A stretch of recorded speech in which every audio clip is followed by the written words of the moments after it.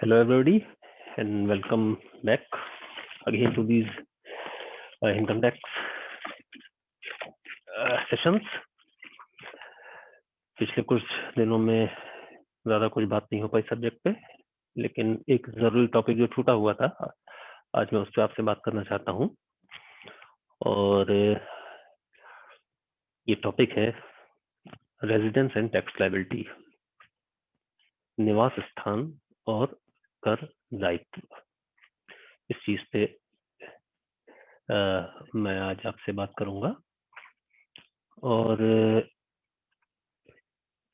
वैसे तो किसी भी करदाता की जो टैक्स लायबिलिटी है, कर का दायित्व है, वो बहुत सारी चीजों पर निर्भर करता है। आप देख सकते हैं source and nature of income, जो आय है उसका स्रोत क्या है, किस तरीके की इनकम है, इस पर भी डिपेंड करता है, क्योंकि अलग अलग तरीके की आय के लिए आयकर की दरें, रेट्स ऑफ इनकम टैक्स अलग अलग होते हैं। जैसे एक एग्जांपल मैं दे सकता हूँ कि लॉन्ग टर्म कैपिटल गेन्स पर जो टैक्स रेट है वो अलग है और बाकी इनकम्स पर अलग है। ठीक इसी तरीके से जो लॉटरी इनकम होती है लोगों की, उस पर रेट ऑफ टैक्स कुछ और है, और जो नॉर्मल इनकम होती है उस पर कर की दरें कुछ अलग होती हैं। टैक्स लायबिलिटी इस बात पर भी निर्भर करती है कि आय किस स्रोत से प्राप्त हो रही है, उसकी प्रकृति क्या है। सेकेंडली, टाइप ऑफ पर्सन, व्यक्ति, वो किस कैटेगरी में, करदाता किस श्रेणी में आ रहा है, इस पर भी ये निर्भर करेगा। एक व्यक्ति के लिए आय की दरें कुछ, इंडिविजुअल के लिए आयकर की दरें कुछ अलग होंगी। एचयूएफ के लिए या फर्म के लिए या कंपनी के लिए, ये सभी पर्सन्स हैं, इनके लिए भी कर की दरें अलग अलग हो सकती हैं। तो इस पर भी निर्भर करेगा कि आय जिसके ऊपर कर लगाया जाना है वो आय किस तरीके की है, नेचर क्या है, सोर्स क्या है, और इसके साथ ही जिस व्यक्ति की वो आय है वो व्यक्ति पर्सन की किस कैटेगरी में आता है।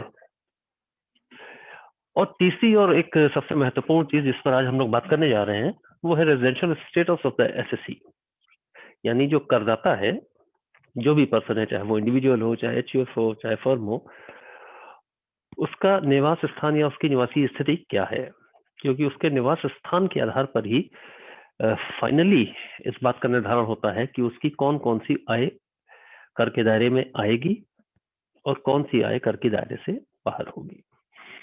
तो रेजिडेंशियल स्टेटस जो है ये आय के क्षेत्र को, जो टैक्सेबल इनकम है, जो कर योग्य आय है, उसके क्षेत्र को निर्धारित करता है। तो आयकर अधिनियम के अंतर्गत निवास स्थान के निर्धारण के नियम दिए गए हैं। रेजिडेंशियल स्टेटस कैसे डिसाइड होगा, इसके कुछ रूल्स सेक्शन 6 में दिए हुए हैं, उनको भी हम देखते हैं। और इस सेक्शन के हिसाब से, इस धारा के हिसाब से करदाता को जो है 3 कैटेगरीज में, 3 श्रेणियों में रखा जा सकता है, जो कि उनके निवास स्थान के आधार पर होगी।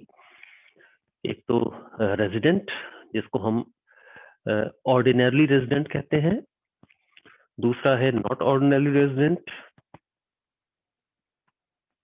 पहला वाला हो गया निवासी, भारत में निवासी या साधारण निवासी, दोनों एक ही चीज है। और दूसरा हो गया भारत में असाधारण निवासी। और तीसरी, थर्ड कैटेगरी है नॉन रेजिडेंट की या अनिवासी की। और इसको बेहतर तरीके से आप समझना चाहें तो इसको यूं समझे कि मोटे तौर पर यहाँ पर निवास स्थान के आधार पर 2 ही श्रेणियां हैं, रेजिडेंट एंड नॉन रेजिडेंट, निवासी और अनिवासी। और जो निवासी कैटेगरी है, निवासी की श्रेणी है, वो 2 सब पार्ट्स में डिवाइडेड है। एक तो साधारण निवासी, ऑर्डिनरली रेजिडेंट, और दूसरा असाधारण निवासी या नॉट ऑर्डिनरली रेजिडेंट। ये डिस्टिंक्शन यहाँ पर समझ लेना जरूरी है, क्योंकि इस डिस्टिंक्शन, इस अंतर के आधार पर ही हम ये निर्धारित कर पाएंगे कि किस व्यक्ति की कौन कौन सी आय कर योग्य होगी। यहाँ पर मैं अभी सिर्फ इतना आपको बता सकता हूँ कि एक जो इनकम, शुरू में भी मैंने किसी एक लेक्चर में इस बात को पॉइंट आउट किया था कि करदाता की आय जो है वो भारतवर्ष से संबंधित हो सकती है या भारतवर्ष के बाहर से संबंध, यानी विदेश से संबंधित हो सकती है। और संबंध होने का मोटा मतलब यही होता है कि ये आय कहाँ पे कमाई गई है, उपार्जित हुई है, भारत में या भारत के बाहर, या फिर ये आय कहाँ पर प्राप्त हुई है, भारत में या भारत के बाहर। तो ये सारी इनकम्स, एक रेजिडेंट अगर है तो उसकी लगभग सारी इनकम्स टैक्सेबल होती हैं, जबकि एक नॉन रेजिडेंट की सिर्फ वही इनकम्स टैक्सेबल होती हैं जो कि भारतवर्ष से संबंधित हो। खैर, इस इशू को अभी हम आगे चल के लास्ट में देखेंगे, लेकिन पहले हमें ये देखना है कि वो कौन से आधार हैं या वो कौन सी कंडीशंस हैं जिन पर यह निर्भर करता है, जिनको पूरा करने पर निर्भर करता है कि कौन सा करदाता निवास स्थान के आधार पर किस श्रेणी में रखा जा सकता है। लेकिन उसको डिस्कस करने से पहले एक चीज मैं यहाँ स्पष्ट आपको कर देना चाहता हूँ कि ये जो हम नियम देख रहे हैं ये व्यक्ति के निवास स्थान के निर्धारण के लिए है और ये विशुद्ध रूप से आयकर उद्देश्य से है। इन नियमों का कोई भी संबंध सिटीजनशिप या नागरिकता से नहीं है। सिटीजनशिप एक अलग इशू है, नागरिकता ये एक डिफरेंट इशू है, और उसको यहाँ पर हम रेजिडेंशियल स्टेटस के साथ मिक्सअप नहीं कर सकते हैं, तो वो एक एकदम अलग चीज है। और उस बात को और बेहतर तरीके से समझने के लिए आप ये कह सकते हैं कि कोई इंडियन सिटीजन है, भारतीय नागरिक है, वो भी रेजिडेंट हो सकता है या वो भी नॉन रेजिडेंट हो सकता है, निवासी या निवासी दोनों हो सकता है। और ठीक इसी तरीके से कोई फॉरेनर है, यानी कि इंडियन सिटीजन नहीं है, भारतीय नागरिक नहीं है, विदेशी है, लेकिन वो भी भारतवर्ष में निवासी हो सकता है या अनिवासी हो सकता है। लेकिन ये स्टेटमेंट सिर्फ इनकम टैक्स पर्पसेस के लिए होता है और किसी उद्देश्य के लिए नहीं होता है। तो इन चीजों को ध्यान में रख के हम आगे चलते हैं और देखते हैं कि वो कौन से आधार हैं या वो कौन से क्राइटेरिया हैं जिस पर ये देखा जाता है कि कोई भी करदाता जो है वो निवास स्थान के आधार पर किस श्रेणी में रखा जा सकता है। तो इसके निर्धारण के लिए थोड़ा इस चीज को समझ लें कि इंडिविजुअल्स या व्यक्तियों के लिए ये नियम जो है उनका कैटेगरी 1 है, और उसके बाद आप उसी आधार पर, बेस वही है लेकिन उसी आधार पर आप ये देख सकते हैं कि फर्म्स के लिए, हिंदू अनडिवाइडेड फैमिलीज, संयुक्त अविभाजित परिवार के लिए, या एसोसिएशन ऑफ पर्सन्स, जो व्यक्तियों का संघ है या समूह है, या कंपनीज हैं, उनके लिए निवास स्थान के निर्धारण के क्या नियम होंगे। So we are starting with individuals. हम व्यक्तियों के साथ शुरू कर रहे हैं कि एक व्यक्ति के लिए निवास स्थान निर्धारित करने के जो रूल्स हैं, जो कि आयकर अधिनियम की धारा 6 में दिए हुए हैं, वो क्या है। तो इसमें जो नियम दिए हैं उसमें सबसे पहले कुछ बेसिक कंडीशंस दी हुई हैं, यानी कि कोई इंडिविजुअल, कोई व्यक्ति भारतवर्ष में निवासी होना है। अभी हम साधारण निवासी तक तो बाद में पहुंचेंगे, अभी मैं कह रहा हूं कि अगर उसे निवासी होना है तो ये दो बेसिक कंडीशंस दी हुई हैं। इन दो कंडीशंस में से एक कंडीशन को पूरा करना उसके लिए जरूरी है। पहली कंडीशन ये है कि वो व्यक्ति भारत में कम से कम 182 दिन रहा हो गत वर्ष में, प्रीवियस ईयर।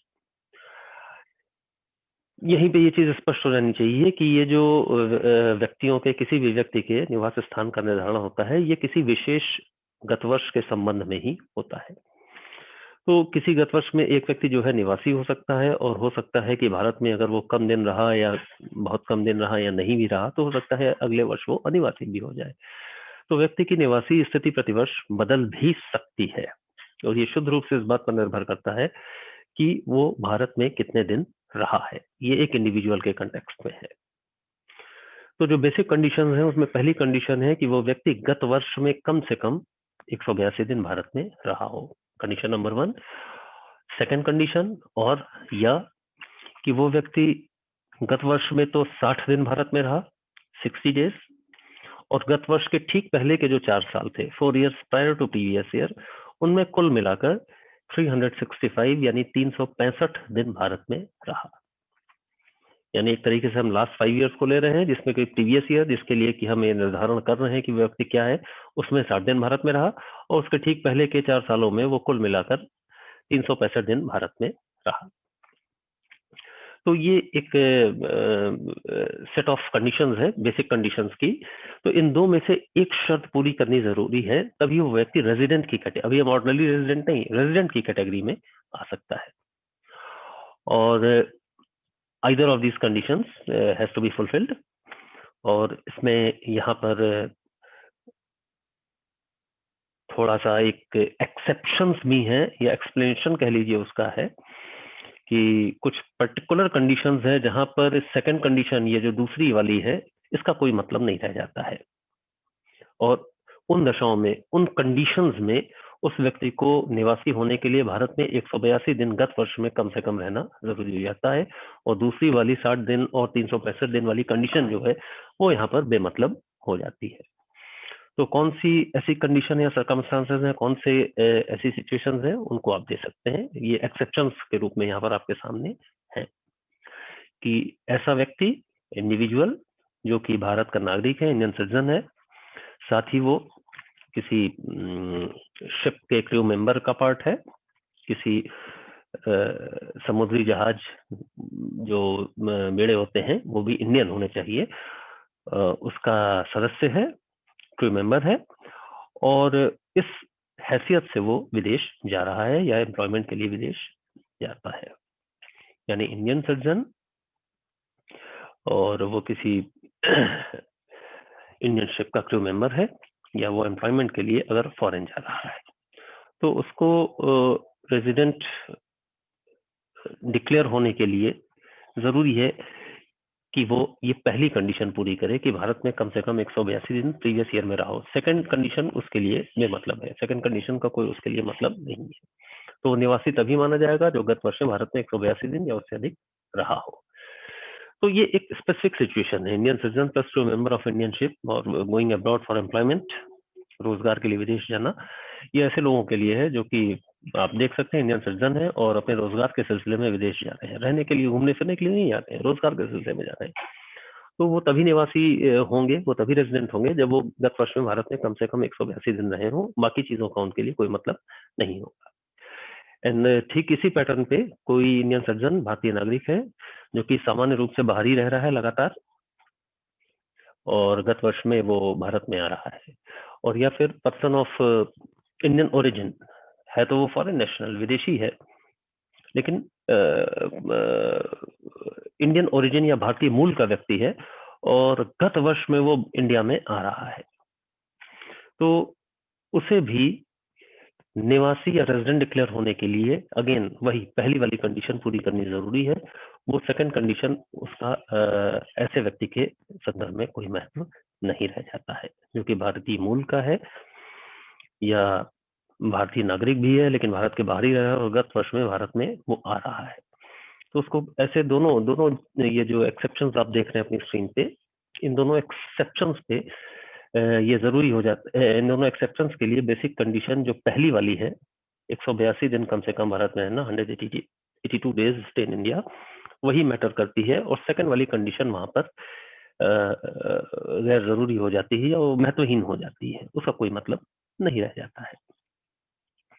तो ये ध्यान रखिएगा, ये एक्सेप्शन सिर्फ जो दिए हुए हैं वही गिवन है। इंडियन सिटीजन इंडियन शिप के क्रू मेंबर के रूप में विदेश जा रहा है या फिर रोजगार के लिए विदेश जा रहा है, अपने किसी प्रोफेशन के लिए या अपने किसी एम्प्लॉयमेंट से रिलेटेड चीजों के लिए विदेश जा रहा है, और या फिर इंडियन सिटीजन है जो कि बाहर रह रहा है, गत वर्ष में भारत आ रहा है, या कोई फॉरेन नेशनल है जो कि इंडियन ओरिजिन, भारतीय मूल का है, वो गत वर्ष में भारत आ रहा है, तो उसको 182 दिन भारत में अगर वो गत वर्ष में रहेगा तभी उसको हम निवासी मानेंगे। दूसरी वाली कंडीशन उसके ऊपर एप्लीकेबल नहीं होगी।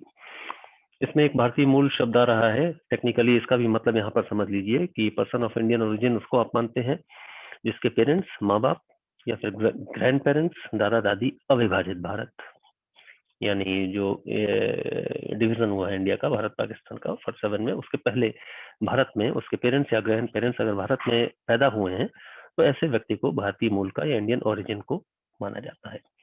और ऐसा व्यक्ति भारत में किसी भी काम से आता है, चाहे घूमने फिरने या अपने बिजनेस के सिलसिले में मिलने जुलने आया हो, वो उसका कोई मतलब नहीं है। कुल मिला के मतलब यही कि गत वर्ष में अगर वो भारत आया तो 182 दिन रहेगा तभी उसको रेजिडेंट मानेंगे। एक और एक्सप्लेनेशन है जो कि डेज के बारे में है। ये जो पहली बेसिक कंडीशंस, जो मूलभूत शर्तें जिन्हें हम कहते हैं, आधार शर्तें हैं, ये हम कह रहे हैं कि 182 दिन रहना जरूरी है गत वर्ष में, या फिर सेकंड पॉइंट पे हम कह रहे हैं कि गत वर्ष में 60 दिन रहना जरूरी है और गत वर्ष के पहले के 4 दिनों में 365 दिन रहना जरूरी है। इसको भी थोड़ा समझ लेना यहाँ पर जरूरी है।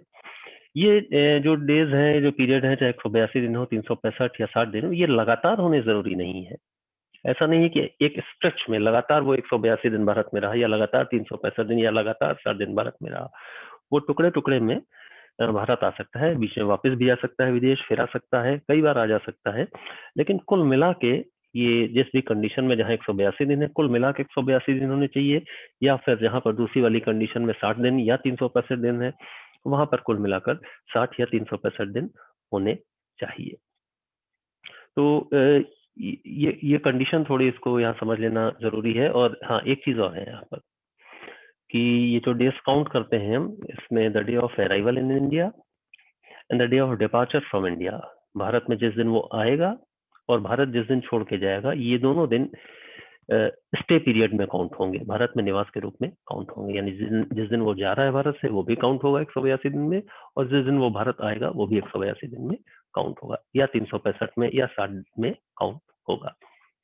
ठीक है, तो एक तो ये चीज क्लियर हो जानी चाहिए कि ये कॉन्टिन्यूस पीरियड नहीं है, ये टोटल नंबर ऑफ डेज है, 182 डेज या 365 डेज या 60 डेज, ये टोटल नंबर ऑफ डेज है। ये लगातार रहना जरूरी नहीं है, एक ही जगह पे भी रहना जरूरी नहीं है, भारत में कहीं भी रहा जा सकता है। ये सारी चीजें समझ लेना यहाँ पर जरूरी है। तो निवासी घोषित होने के लिए तो इन दोनों बेसिक कंडीशंस में एक कंडीशन कोई पूरी करनी जरूरी है, वो भी अगर एक्सेप्शन वाली कैटेगरी में आ रहा है ये व्यक्ति, तो उसको दूसरी नहीं बल्कि पहली वाली कंडीशन पूरी करनी जरूरी है। तो इन दोनों शर्तों में से या एक्सेप्शन की कैटेगरी में पहली शर्त पूरी करने पर व्यक्ति भारत में निवासी तो हो जाएगा, लेकिन अब हमें देखना है कि वो व्यक्ति साधारण निवासी होगा या नहीं होगा। तो साधारण निवासी वो तभी होगा, ऑर्डिनरी रेजिडेंट वो तभी होगा, जबकि वो दो अतिरिक्त शर्तें भी पूरी कर दे। दो एडिशनल कंडीशंस यहाँ पर है। क्या है अतिरिक्त शर्तें? कि व्यक्ति has been resident in India in at least 2 out of the 10 years prior to the previous year, यानी गत वर्ष के पहले के जो 10 वर्ष है, यानी गत वर्ष को छोड़ दीजिए जिसके लिए आप कैलकुलेशंस कर रहे हैं, उसके पहले के 10 साल को लीजिए, और उन 10 में से कम 2 साल भारत में निवासी के रूप में रहो। निवासी के रूप में रहने का मतलब अगेन बेसिक कंडीशंस पूरी की हो। अभी जो थोड़ी देर पहले आपने देखी थी बेसिक कंडीशंस, उन दोनों कंडीशंस में कोई एक कंडीशन पूरी की हो। तो और दूसरी कंडीशन ये है, इसी के साथ जुड़ी हुई है जो कि the person has been in India for at least 730 days in all during the 7 years prior to the previous year. यानी फिर से गत वर्ष को छोड़ दीजिए और उसके पहले के 7 सालों में जाइए, उसमें कुल मिलाकर वो 730 दिन 730 डेज, ब्रॉडली 2 years 2 साल कुल मिलाकर वो भारत में रहा हो। तो यहाँ पर भी ये 730 दिन लगातार होने जरूरी नहीं है, टुकड़े टुकड़े में हो सकते हैं, कई बार वो भारत आया गया हो सकता है, अलग अलग जगह पे भी रहा हो सकता है, और इसमें भी वही रूल्स एप्लीकेबल हैं जो अभी थोड़ी देर पहले मैंने 182 दिन या 365 दिन या 60 दिन के संदर्भ में बताए थे, वो सारे रूल्स यहाँ पर भी एप्लीकेबल है। तो ये दोनों एडिशनल कंडीशंस पूरी होनी चाहिए। अब देखिए बेसिक कंडीशन थी, वहां 2 कंडीशन थी, उनमें बीच में एक शब्द था और, अथवा, उन दोनों में से कंडीशन पूरी होनी थी तब व्यक्ति निवासी होगा। और ये एडिशनल कंडीशंस आ रही हैं, ये नंबर 1 और नंबर 2 दोनों एंड है, यहाँ पर दोनों कंडीशंस फुलफिल होंगी तब वही व्यक्ति जो निवासी हुआ है उसको हम बोलेंगे कि वो साधारण निवासी या ऑर्डिनरली रेजिडेंट हो गया। और in case only basic conditions are fulfilled, अगर वो व्यक्ति सिर्फ आधार शर्तों में से कोई शर्त पूरी करता है और जो एडिशनल कंडीशंस हैं उन दोनों को पूरी नहीं करता, एक पूरा करने का कोई मतलब नहीं है, उन दोनों शर्तों को पूरा करना जरूरी है, एडिशनल कंडीशंस को।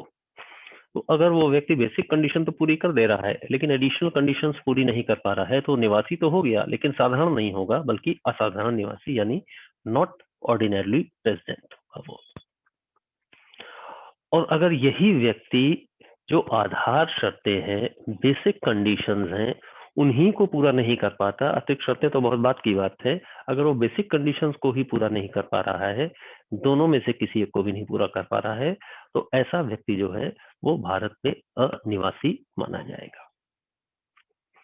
ये रूल्स अपने आप में बहुत क्लियर है और वेल एक्सप्लेन्ड है, और जैसा कि आपने देखा कि सिर्फ इस बात पर आधारित है कि कोई भी व्यक्ति जो है वो भारत में कितने दिन रहा है, न सिर्फ गत वर्ष में बल्कि गत वर्ष के पहले के वर्षों में भी, और ये पहले का पीरियड पीछे के लगभग आप देख रहे हैं, अगर एडिशनल कंडीशन देखें तो इसमें 10 साल पहले गत वर्ष के, और बाद में गत वर्ष के 7 साल पहले तक जा रहा है। बेसिक कंडीशन में देखें तो यहाँ पर भी गत वर्ष में 60 दिन दूसरी वाली कंडीशन में, और गत वर्ष के पहले के 4 वर्षों में 365 दिन जा रहा है।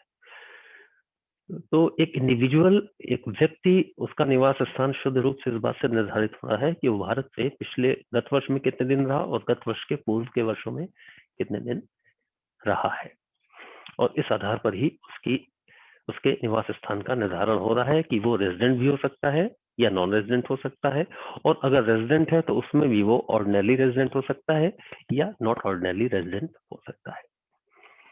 हाँ, एक मार्के की बात यहीं पे समझ ही लें आप तो ज्यादा अच्छा है कि आयकर विभाग, चूंकि यहाँ पर अगर हम टैक्स लायबिलिटी की बात करें तो सबसे ज्यादा टैक्स लायबिलिटी या सबसे ज्यादा इनकम का स्कोप जो कि टैक्स के दायरे में आएगा वो है ऑर्डिनरली रेजिडेंट, या जिसको हम सिर्फ रेजिडेंट बोल देते हैं, साधारण निवासी। उसकी लगभग सभी इनकम्स टैक्सेबल होती हैं, और अगर हम नॉन रेजिडेंट की बात करें तो उसकी सभी इनकम्स टैक्सेबल नहीं होती हैं, सिर्फ वही इनकम्स टैक्सेबल होती हैं जो भारतवर्ष से संबंधित हो। तो आयकर विभाग के लिए तो फायदेमंद यही कि वो हर व्यक्ति को ऑर्डिनरी रेजिडेंट मान के चले, उसकी सारी इनकम पर टैक्स लगा दे और ज्यादा टैक्स वसूल कर ले। अब ये प्रूव करने का, ये सिद्ध करने का भार जो है उस व्यक्ति के ऊपर ही होगा कि वो ऑर्डिनरी रेजिडेंट नहीं है बल्कि नॉन रेजिडेंट है और वो भारतवर्ष में इतने दिन नहीं रहा है। ये प्रूफ करना कोई ऐसी बहुत बड़ी चीज नहीं है, क्योंकि ये कोई भी व्यक्ति जो भारत से बाहर जाता है वापस आता है उसके पासपोर्ट से सारी डेट्स एंट्री होती है, कब वो आया कब हो गया, तो इसमें कोई ऐसी बड़ी बात नहीं है। लेकिन ये सिद्ध करने का भार कि व्यक्ति कहे कि वो ऑर्डिनरी रेजिडेंट नहीं है बल्कि नॉट ऑर्डिनरी रेजिडेंट है या नॉन रेजिडेंट है, ये प्रूफ करने का भार जो है वो करदाता व्यक्ति जो है उसी के ऊपर होता है। इंडिविजुअल्स के बाद अब हम कंसीडर कर सकते हैं जो पर्सन्स की कैटेगरी में और लोग आते हैं।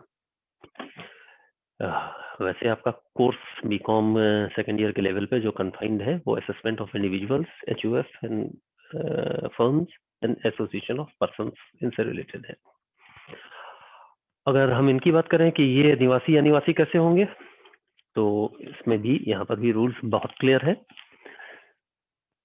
इन तीनों ही कैटेगरी में, चाहे वो HUF हो, हिंदू अविभाजित परिवार, पार्टनरशिप फर्म की हम बात कर रहे हैं, और AOP यानी एसोसिएशन ऑफ पर्सन्स की बात कर रहे हैं।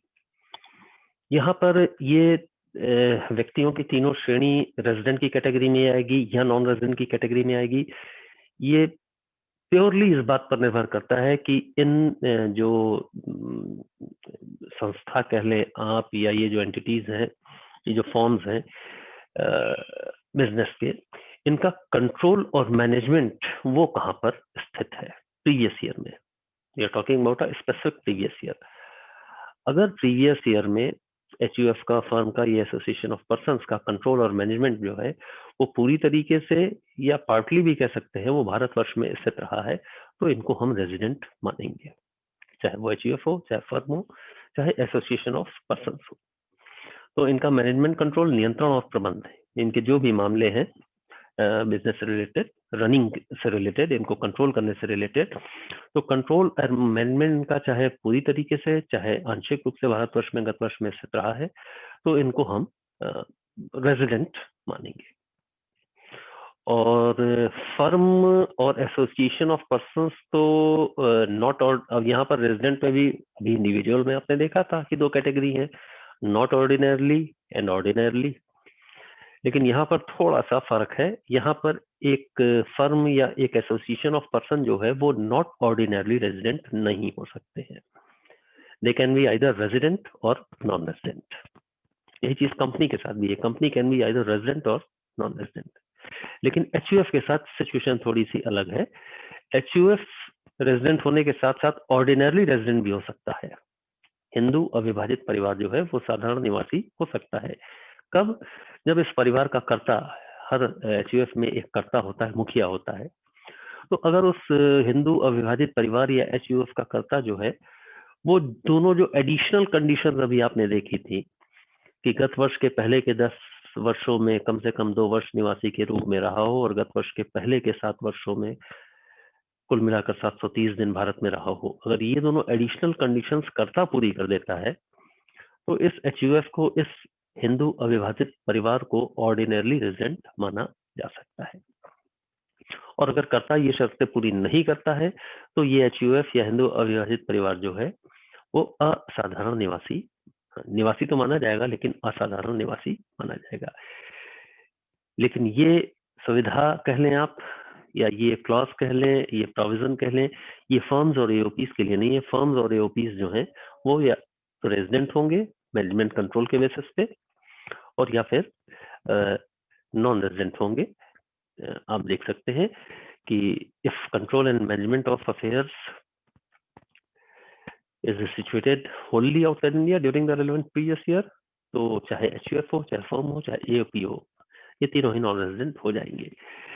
लेकिन ये ध्यान रखिएगा कि कोई भी संयुक्त अविभाजित हिंदू अविभाजित परिवार यानी कि HUF या कोई पार्टनरशिप फर्म या एसोसिएशन ऑफ पर्सन, ये प्रीवियस ईयर में नॉन रेजिडेंट तभी होंगे जब इनका पूरी तरीके से फुल कंट्रोल और मैनेजमेंट जो है भारत के बाहर हो जाए। इसका कोई भी पार्ट अगर इंडिया में किसी भी समय रहा है तो फिर ये नॉन रेजिडेंट नहीं हो सकते, तब इनको रेजिडेंट ही माना जाएगा। तो नॉर्मली कोई भी बिजनेस जहां से रन किया जाता है या जहां से उसको डायरेक्शंस मिलते हैं, निर्देश मिलते हैं, वही उसका place of control and management होता है। Place of business might be different, running business जो है वो तो कहीं और हो सकता है, लेकिन जहाँ से डायरेक्टिव्स मिल रहे हैं, जहाँ से ऑर्डर्स मिल रहे हैं, जहाँ से पॉलिसीज तय की जा रही हैं, जहाँ से पॉलिसी फ्रेमिंग हो रही है, वो प्लेस, उस प्लेस की हम बात कर रहे हैं। तो ये चीज है। कंपनीज हालांकि आपके सिलेबस में यहाँ पर नहीं है, लेकिन फिर भी कंपनीज के बारे में आप समझ सकते हैं कि कंपनी अगर भारतीय है, इंडियन कंपनी है, और इसका इफेक्टिव मैनेजमेंट जो है वो इंडिया में है प्रीवियस ईयर में। इफेक्टिव मैनेजमेंट का मतलब वही यहाँ पर भी है कि कंपनी के जो पूरा सब कार्य है, जो भी उसका कारोबार है, जो भी काम है, तो उसका जो ऑपरेशंस है, जो भी उसका संचालन है, प्रबंध है, इस संबंध में सारे निर्णय जो है वो कहाँ से लिए जाते हैं, इफेक्टिव मैनेजमेंट उसी जगह पे माना जाता है। तो अगर इफेक्टिव मैनेजमेंट इंडिया से हो रहा है, इंडिया में स्थित है, कंपनी इंडियन है, तो प्रीवियस ईयर में इस कंपनी को हम रेजिडेंट कंपनी मानेंगे, अदरवाइज इस कंपनी को हम नॉन रेजिडेंट कंपनी मानेंगे। कंपनी जो है वो या तो निवासी होगी या अनिवासी होगी। कंपनी भी HUF या सॉरी माफ कीजिएगा, कंपनी भी फर्म्स की तरीके से या एओपीज की तरीके से, जैसे वो नॉट ऑर्डिनरली रेजिडेंट नहीं हो सकते, असाधारण निवासी नहीं हो सकते, वैसे कंपनी भी असाधारण निवासी नहीं हो सकती है।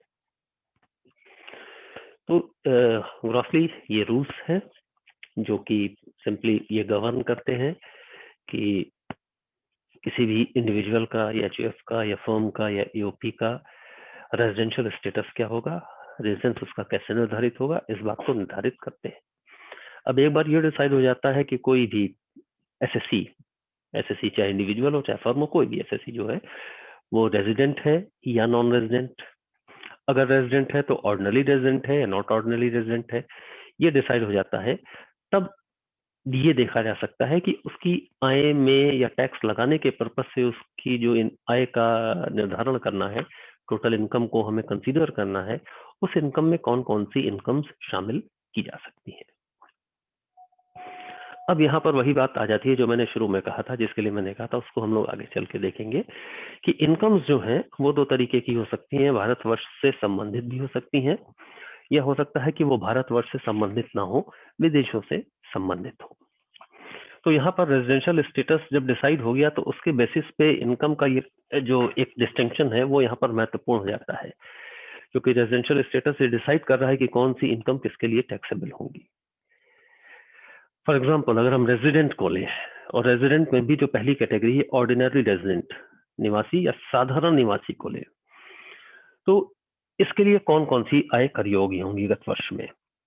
तो अगर कोई निवासी है, साधारण निवासी है, तो गत वर्ष में प्रीवियस ईयर में वो जिस साधन से भी आय प्राप्त कर रहा है, सोर्सेज अलग अलग हो सकते हैं, वो सारी सोर्सेज की इनकम उसकी टोटल इनकम में आ जाएंगी, जो उसे नंबर 1 आप देखें इनकम रिसीव्ड और deem to be received in India, जो उस व्यक्ति को भारत में प्राप्त हुई है या प्राप्त हुई समझी जाए। अभी इस टर्म को प्राप्त हुई समझी जाए, इस टर्म को हम थोड़ा सा एक्सप्लेन अभी करेंगे आगे चल के, लेकिन यहाँ ये समझ लेना जरूरी है कि अगर आय भारत में प्राप्त हो रही है या प्राप्त हुई समझी जा रही है, तो फिर वो इनकम कहीं पर भी जनरेट हुई हो, कहीं पर भी एक्रू की हो, कहीं पर भी उत्पन्न हुई हो, इस बात का कोई मतलब नहीं रह जाता है। अगर इनकम रिसीव्ड या deem to be received, income अगर भारत में प्राप्त हो रही है या भारत में प्राप्त समझी जा रही है, तो वो ऑर्डिनरी रेजिडेंट के लिए टैक्सेबल होगी। सेकेंडली, इनकम एक्रूड और अराइजन और डीम्ड टू बी एक्रूड और अराइजन इन इंडिया, ऐसी आय जो कि भारतवर्ष में उपार्जित हो रही है या उदय हो रही है, या उपार्जित या उदय हुई समझी जा रही है। ये भी टर्म अभी मैं आपको एक्सप्लेन करके बताऊंगा आगे, समझा जाना इसका क्या मतलब है। तो जो इनकम भारतवर्ष में उपार्जित या उत्पन्न हो रही है, फिर वो इनकम कहीं भी प्राप्त की जाए या प्राप्त की समझी जाए, उसका कोई मतलब नहीं रह जाता है। तो जो भारतवर्ष से संबंधित आय है, वो उसमें आप देख रहे हैं कि दो चीजें आ गई, या तो अगर इनकम रिसीव्ड और deem to be received in India है, या इनकम एक्रूड और deem to be accrued in India है। आय या तो भारत में प्राप्त की गई या प्राप्त समझी गई, आय भारत में उत्पन्न हुई या उपार्जित हुई या उपार्जित हुई समझी गई। ये दोनों इनकम जो है, ये इंडिया से कनेक्टेड मान ली गई और रेजिडेंट के लिए या ऑर्डिनरी रेजिडेंट के लिए टैक्सेबल हो गई। अब ये इनकम चाहे भारत सेकंड पोर्शन जो है, जो क्योंकि एक चीज होती है, पहले आय उपार्जित होती है, उसके बाद इनकम रिसीव होती है। तो इन दोनों में से कोई भी एक चीज अगर भारतवर्ष से संबंधित हो गई, तो उस इनकम को इंडिया से रिलेटेड मान लेंगे और वो ऑर्डिनरी रेजिडेंट के लिए टैक्सेबल हो जाएगी। और फिर जो इसमें तीसरी चीज है, इनकम एक्रूड और अराइजन आउटसाइड इंडिया, भारतवर्ष के बाहर उत्पन्न होने वाली या उपार्जित होने वाली आय। तो ऐसी कोई भी इनकम जो भारतवर्ष के बाहर उपार्जित हुई हो, वो भी ऑर्डिनरी रेजिडेंट के लिए टैक्सेबल है, चाहे वो कहीं भी प्राप्त हुई हो। तो यहाँ तो बहुत सीधा सीधा कनेक्शन है चीजों का। एक ऑर्डिनरी रेजिडेंट के लिए उसकी कोई भी इनकम हो, चाहे वो भारतवर्ष से संबंधित हो, चाहे वो भारतवर्ष के बाहर किसी विदेशी देश से संबंधित हो, वो सारी आय उसके लिए कर योग्य है। तो उसकी तो किसी भी आय को छूट नहीं है। और इस प्रकार से देखें तो आप एक निवासी व्यक्ति या एक साधारण निवासी व्यक्ति के का करदायित्व तो सबसे ज्यादा होगा, क्योंकि उसकी आय में टैक्स कैलकुलेशन के पर्पज से उसकी टोटल इनकम जब निकाली जाएगी, तो उसकी सारी इनकम शामिल की जाएगी, चाहे वो भारतवर्ष से संबंधित है, चाहे वो भारतवर्ष से संबंधित नहीं है। तो इस हिसाब से इसलिए मैंने कहा था कि आयकर विभाग तो हर व्यक्ति को साधारण निवासी मान के ही चलता है। अब ये सिद्ध करने का भार जो है वो करदाता के ऊपर होता है कि वो निवासी नहीं है, बल्कि किसी और कैटेगरी में, अनिवासी की कैटेगरी में आता है, या नॉट ऑर्डिनरी रेजिडेंट की कैटेगरी में आता है।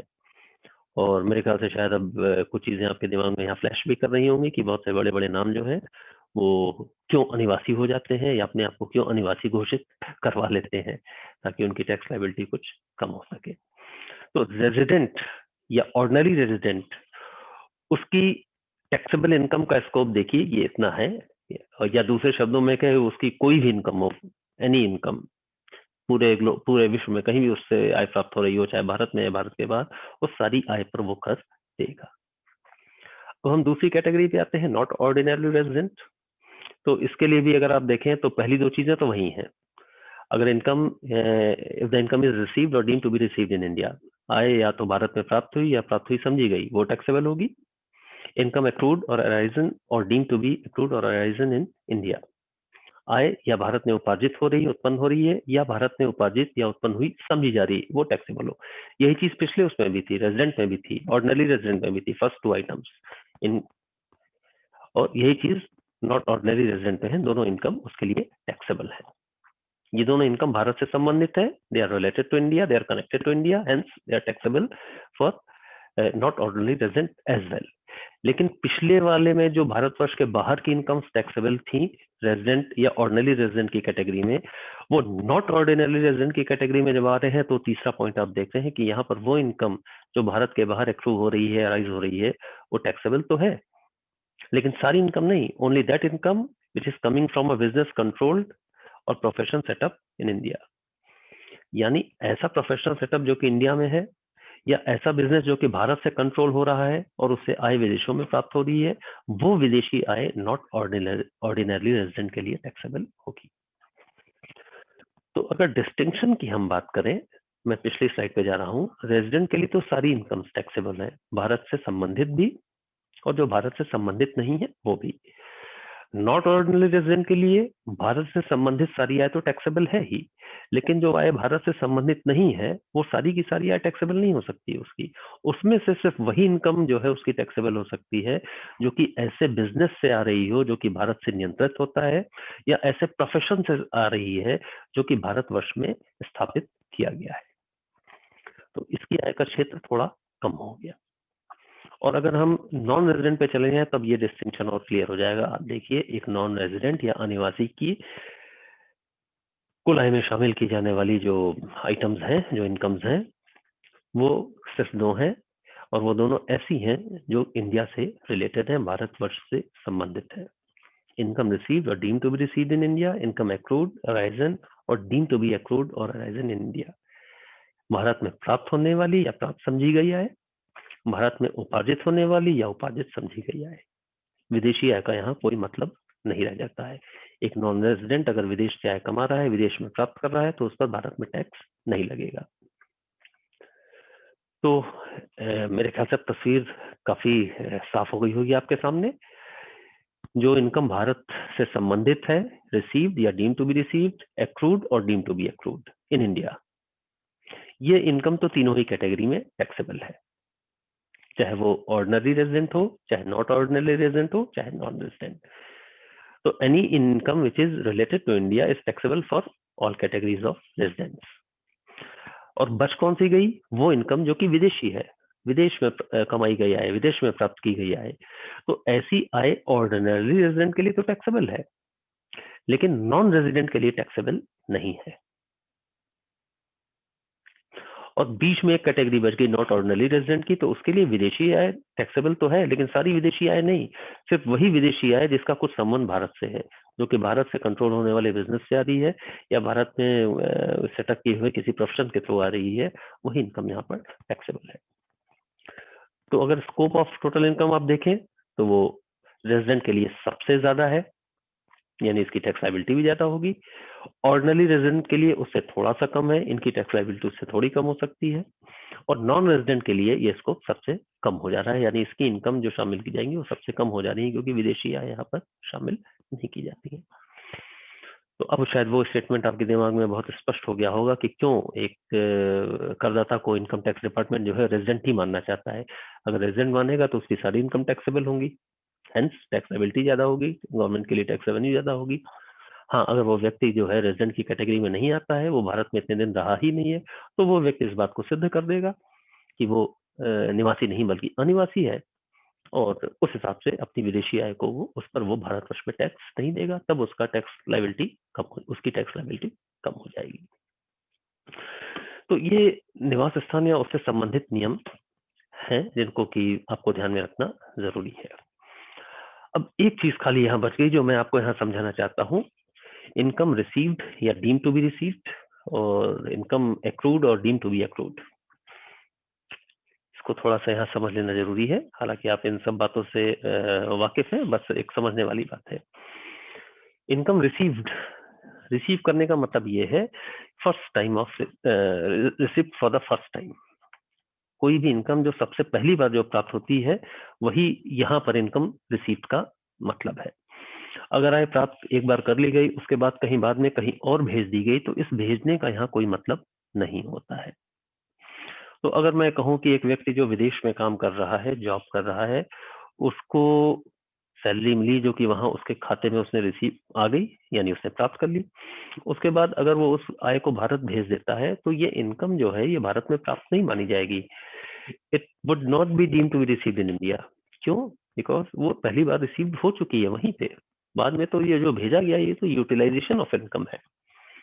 तो कोई भी इनकम रिसीव्ड इन इंडिया तभी मानी जाएगी वो सबसे पहले उसको भारत में प्राप्त किया गया हो, तभी उसको रिसीव्ड इन इंडिया मानेंगे। मेरे ख्याल से ये चीज क्लियर होनी चाहिए, इसमें कोई भी कंफ्यूजन नहीं होना चाहिए।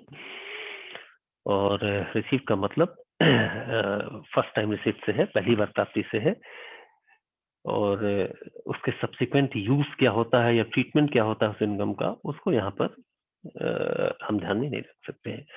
So receipt of income is concerned with the occasion of first initial receipt, और फर्स्ट ओकेशन पे जो रिसीव की जाती है उससे ये रिलेटेड है. सेकंड फ्रेज जो है डीम टू बी रिसीव्ड, यानी इनकम एक्चुअली रिसीव तो नहीं हुई, हाथ में तो नहीं आई, लेकिन ये मान लिया गया कि इट हैज बीन रिसीव्ड. और इनकम टैक्स एक्ट में ये चीजें क्लैरिफाई की गई हैं. कुछ इनकम यहाँ पर दी हुई हैं जिनको कि एग्जैक्टली वो रिसीव तो नहीं होती हैं, लेकिन ये मान लिया जाता है कि वो रिसीव की गई हैं. इसके एक दो एग्जांपल मैं आपको दे दूंगा तो आप इसको शायद समझ लेंगे.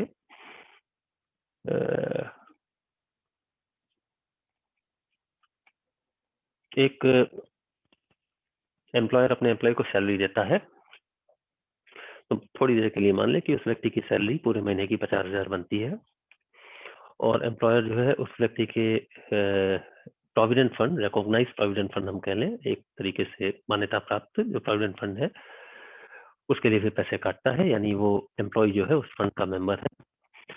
तो एम्प्लॉयर जो है एम्प्लॉय के 50,000 की जो सैलरी बनी, इसमें से 10% 5,000 रुपए काटता है और प्रोविडेंट फंड में जमा कर देता है. ठीक है. और इस प्रकार से इस कर्मचारी को जो सैलरी ये प्रोविडेंट फंड का पैसा काटने के बाद मिलती है वो होती है 45,000.